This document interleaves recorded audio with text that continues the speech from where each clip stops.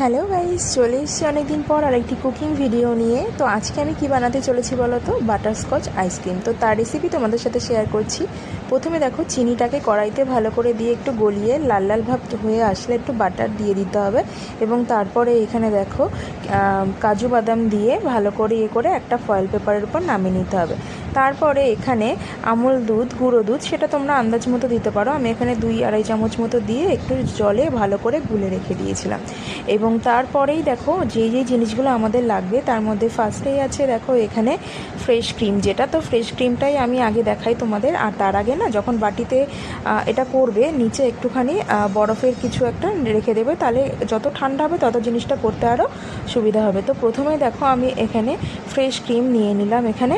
তো ফ্রেশ ক্রিমটা নেওয়ার পরে একটু ভালো করে গুলিয়ে নিয়ে তারপরেই কিন্তু আমি এর মধ্যে কিন্তু দিয়ে দেব যেই আমি দুধটা গুলে রেখেছিলাম, মানে যে আমুলের যে গুঁড়ো দুধটা আমি রেখেছিলাম সেই গুঁড়ো দুধটা আমি এর মধ্যে দিয়ে দেবো। দিয়ে ভালো করে আরেকটু মিশিয়ে তার মধ্যে এখানে দেখো দিয়ে দেবো মিল্কি মিস্টের কনডেন্সড মিল্ক। এটা সাধারণত মিষ্টির অনুপাতের জন্য, তো আমি আলাদা করে চিনি ব্যবহার করছি না, এটা দিচ্ছি। এতে অনেকটা মিষ্টি আছে, তোমরা তোমাদের অনুযায়ী মতো দিয়ে দিও। তারপরে দিয়ে দিচ্ছি এখানে বাটারস্কচের এসেন্স।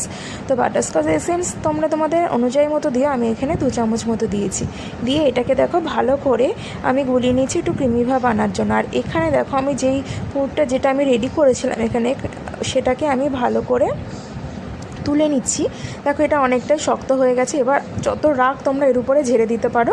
তো আমি এখানে বেলনি দিয়ে ভালো করে এটাকে পিটিয়ে পিটিয়ে একদম গুঁড়ো গুঁড়ো করার চেষ্টা করেছি এবং যতটা পেয়েছি গুঁড়ো গুঁড়ো করে নিয়েছি। এটা অনেকটা ক্রাঞ্চি ভাবের জন্য আমি এখানে ইউজ করছি, বেশ একটা আলাদা একটা স্বাদ আসে এখানে।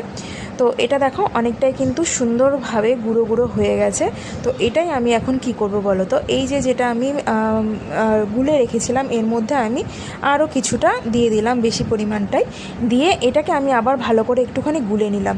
গুলে নেওয়ার পরে একটা পাত্রে আমি সেটাকে ঢেলে উপর থেকে একটু উপরে ছড়িয়ে দিলাম যাতে একটু সুন্দর লাগে দেখতে। তারপরে আমার কাছে ফয়েল পেপার ছিল, ফয়েল পেপার দিয়ে মুখটা ভালো করে আটকে দিলাম যাতে ফ্রিজে রাখার পর এখানে বরফ না জমে। ফ্রিজে মোটামুটি 7-8 ঘন্টা রাখলেই হবে। তো আমি এখানে সারা রাত রেখে দিয়েছিলাম।